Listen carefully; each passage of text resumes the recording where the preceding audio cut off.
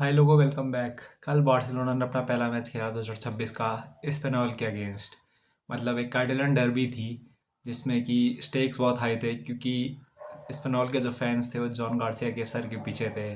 कल आप लोगों ने अगर मैच से पहले का माहौल देखा होगा तो सब एस्पेनॉल के जितने फैंस थे वो सब जॉन गार्सिया के पीछे पड़े हुए थे। उनको जॉन गार्सिया का सर चाहिए था, ऐसा वो बोल रहे थे, लेकिन सर तो नहीं मिला उन्हें। जॉन गार्सिया ने उल्टा उनके मुंह से 3 पॉइंट भी छीन लिए। मतलब क्या ही परफॉर्मेंस दी कल जॉन गार्सिया ने। मतलब एक से बढ़कर एक सेव करे, 1v1 पे सेव कर रहा है लड़का। फिनिश मार रहे हैं वो सेव कर रहा है। एक रिएक्शन टाइम इतना तगड़ा। मतलब बहुत ही अच्छा कीपर मिला है हमें। आने वाले 10 साल तक हमें एक स्टेबिलिटी देगा पीछे। एक सेफ्टी हमेशा रहेगी हम पे कि हम पे एक अच्छा कीपर है पीछे जो कि हमें बचा लेगा। मतलब रियल मैड्रिड के लिए थिबा कोर्तुआ करते हैं ऐसा, मैं day in day out her match day पे थिबा कोर्तुआ मैड्रिड को बचाते हैं। वैसे ही कीपर अब बार्सिलोना पे भी है जो कि बहुत टाइम से मिसिंग था। मतलब आप लोग देख सकते हैं कि कितना फ़र्क आ जाता है एक टीम पे एक जब एक अच्छा कीपर टीम में होता है। तो यही हुआ कल जॉन गार्सिया ने। मतलब क्या ही सेव्स करे। मतलब कल जॉन गार्सिया का ही दिन था। ये मैच को बार्सिलोना एस्पेनॉल डर्बी ने जॉन गार्सिया डर्बी ही बोलूँगा मैं, क्योंकि कल उसी के लिए मैच था और उसने कल डिलीवर करा है।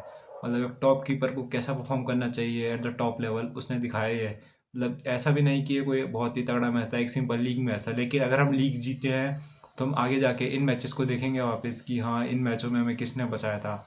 क्योंकि मैच बहुत ही ख़राब जा रहा था। मतलब फर्स्ट हाफ में कुछ चांसेस नहीं बन रहे थे। अब 30वें मिनट पे हमने पहला शॉट लिया लमीन यमाल ने। पता नहीं क्या हो रहा था। फरान टेरेस को सेकंड सेकंड मिनट पे एक चांस मिली थी जो कि अगर वो कंट्रोल करता तो गोल होती, लेकिन वो कंट्रोल नहीं कर पाया। उसने टच लिया और सीधे सामने वाले कीपर के हाथ में गई, जो कि बहुत ही बुरा लगा। मतलब फरान टोरेस तो फिर क्या ही कहें उसे।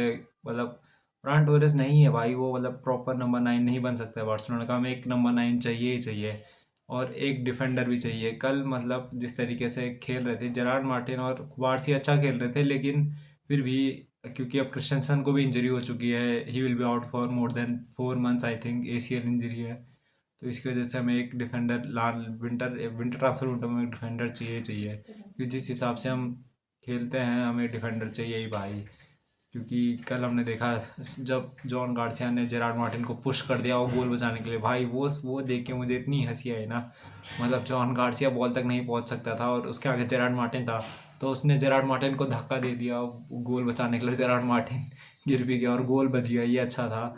गोल बच गया। मतलब जॉन गार्सिया ने बहुत ही अच्छा करा कल।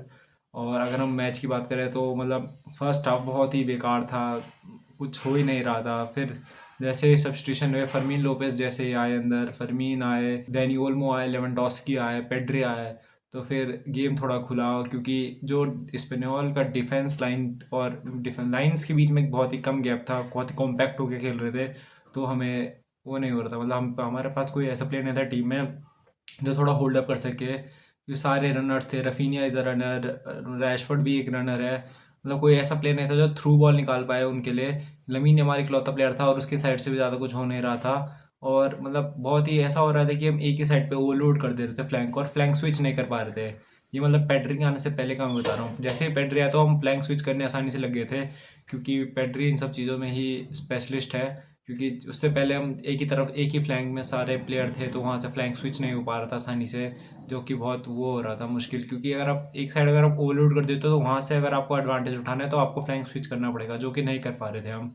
तो इसलिए गेम में पेड्री फुली फिट नहीं था, लेकिन फिर भी हमें पेड्री की नीड थी, हमें डालना पड़ा पेड्री को।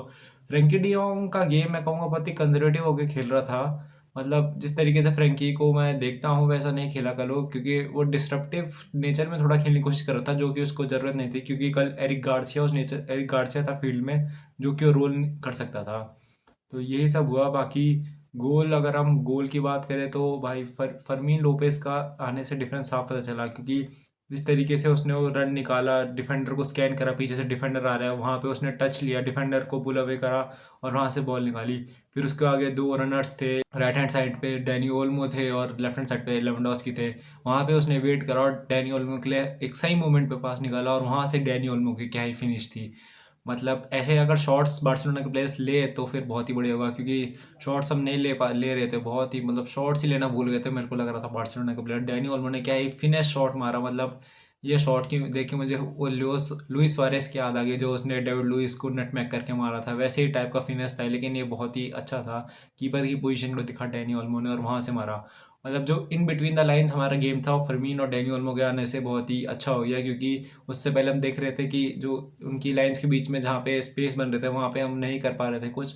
और इस गेम में मुझे लग ही रहा था कि डैनी ओल्मो की नीड है, क्योंकि वो इन बिटवीन द लाइन्स बहुत ही अच्छा प्लेयर है। और फिर लेवेंडोस्की ने भी एक गोल मारा, वहाँ पे भी फर्मीन लोपेस को अगर आप देखें, फर्मी डिफेंडर के आगे बॉल थी और फर्मीन लोपेस ने उसके पीछे से रन शुरू करा और बॉल पे पहले पहुंचा और बॉल को फिर उसने कैरी करा। वहाँ पे अगर फरान टोरेस होता तो मेरे हिसाब से वो बॉल को पीछे ला जाता, इतना कैरी नहीं करता। लेकिन यहीं पे डिफरेंस आता है प्लेयर्स का। फर्मीन लोपेस उसे बॉल को कैरी करके आगे ले गया, डिफेंडर के साथ शोल्डर टू शोल्डर बॉडी लगाई और उसको आगे ले गया, फिर वहाँ से कट बैक करा, फिर वहाँ पे हमारे दादाजी का फिनिश, मतलब लेवेंडोस्की का एक अच्छा फिनिश था। चिप बॉल मारा उसने डिफेंडर से भी और कीपर से भी, चिप होते हुए गई वो बॉल, अच्छा फिनिश था। और वहाँ पे मतलब गेम डन था। एक 70th मिनट पे भी हम पे चांस आई थी, मतलब अगर वहाँ पे एरिक गार्सिया की जो उसने मारा था, लेकिन उनके कीपर ने बहुत ही अच्छा सेव करा स्पेनॉल के। ऐसा नहीं, स्पेनॉल की प्रेसिंग बहुत ही अच्छी थी, मतलब क्या क्या ही बोलूँ मैं, बहुत ही अच्छे तरीके से। वो तो जॉन गार्सिया ने ही बचाया आज हमें ये मैच डे, मतलब जॉन गार्सिया के उस पे ही है। और अब हम टॉप ऑफ द टेबल है, अभी हम पे 7 पॉइंट की लीड है आई थिंक। और आज मैड्रिड अपना मैच खेलेगी बेटिस के साथ, देखते हैं क्या होता है उसमें।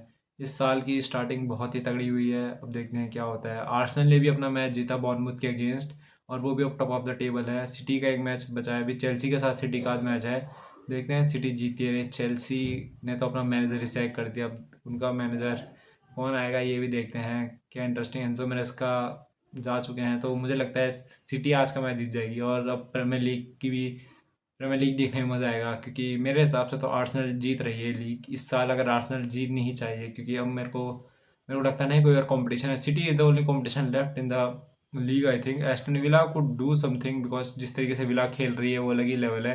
विला ने भी अपना मैच जीता, कल कम करा आर्सेनल से हारने के बाद, उन्होंने कम करा वापस। They are also second on the table, अभी विला है, लेकिन सिटी के पास एक गेम इन हैंड है, जो कि मुझे लगता है आज वो जीत जाएंगे। और यहीं पे thank you for watching the video.